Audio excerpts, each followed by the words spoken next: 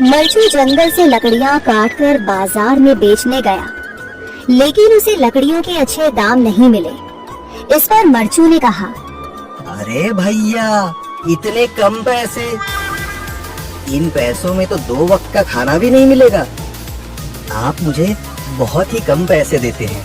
मैं इतनी मेहनत से लकड़ियां काट कर आता हूँ, लेकिन उनके पैसे मुझे बहुत कम मिलते हैं। भैया, तुम्हारी लकड़ियाँ होती ही इतनी कमजोर हैं कि मैं इससे ज्यादा पैसे नहीं दे सकता। तुम्हारी लकड़ियों के बस इतने ही पैसे बनते हैं।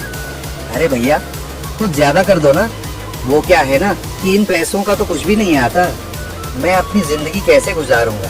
भैया, तुम जाकर अच्छी लकड़ियाँ लाओ, तभी इन लकड़ियों का अच्छा दाम मिल पाएगा, वरना इन लकड़ियों का तो यही दाम है। ये सुनकर मरचू बहुत ज्यादा परेशान हो गया और पैसे लेकर किराने की दुकान से सामान खरीदकर घर आ गया। घर पहुंचते ही मरचू की पत्नी सीता ने कहा, जी, सामान ले आए आप? हाँ जी, सामान ले आया हूँ। सीता के चेहरे पर खुशी छा जाती है, लेकिन जब उसने सामान देखा, जी, इसमें तो बहुत थोड़ा सामान है। हाँ सीता, मुझे पता है कि यह सामान बहुत थोड़ा है, लेकिन मैं क्या करूँ?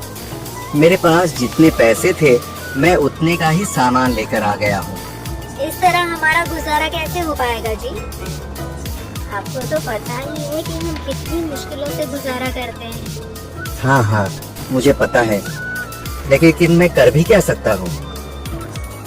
मेरे पास इतने पैसे ही नहीं कि हम एक अच्छी जिंदगी गुजार सके। इतनी मेहनत कर रहा हूँ, लेकिन फिर भी मेहनत का फल नहीं मिल रहा। इतनी मेहनत से अच्छी लकड़ी काट कर आता हूँ, लेकिन मुनासिब दाम नहीं मिलता। मैं तो बहुत परेशान हूँ। क्या करूँ? कहाँ जाऊँ? अरे जी, आप परेशान न हो, आप कोई और काम देख लें। मैंने कई बार काम तलाशने की कोशिश की, पर किसी ने भी मुझे काम नहीं दिया। ये सुनकर सीता भी काफी ज्यादा परेशान हो गई। मरचू से सीता की परेशानी नहीं देखी गई। उसने अपनी पत्नी सीता से कहा, मैं फिर से जंगल की ओर जा रहा हूँ। अरे जी, अभी मत जाइए ना, वैसे भी शाम हो रही है। आप कल चले जाइएगा, अभी मत जाइए। ठीक है, अगर तुम रोक रही हो तो मैं नहीं जाता। मैं कल चला जाऊंगा। इसके बाद मरचू गांव में घूमने के लिए चला गया। तभी उसे एक आदमी मिला और उसने कहा, कहाँ जा रहे हो भैया? और सुनाओ, क्या हाल चाल है? जिंदगी कैसे गुजर रही है? अरे भैया, तुम्हें तो पता है कि लकड़ियाँ काट कर कैसे गुजारा होता है। हाँ भैया, तुम सही कह रहे हो। और आसपास के जंगलों में अच्छी लकड़ियाँ भी नहीं है, इसके लिए तो जंगल के अंदर जाना पड़ेगा। पर जंगल के अंदर तो काफी सारे जंगली जानवर होंगे। मुझे बहुत डर लगता है भैया, मैं जंगल में कैसे जाऊंगा? हाँ भैया, जंगली जानवर तो होंगे, लेकिन अच्छी लकड़ियाँ तो वहीं से ही मिलेंगी। ये सुनकर मरचू बहुत ज्यादा परेशान हो गया, लेकिन वह आदमी बिल्कुल ठीक कह रहा था। जंगल के किनारे की सारी लकड़ियां कट चुकी थीं। अब सिर्फ जंगल के अंदर ही अच्छी लकड़ियां बची थीं। अगली सुबह मरचू लकड़ियां काटने जंगल की ओर चल पड़ा। जंगल में आने के बाद मरचू ने कहा, अरे, यहाँ पर तो लकड़ियाँ ही नहीं है। वो आदमी सही कह रहा था, लकड़ियों के लिए तो जंगल के अंदर ही जाना पड़ेगा।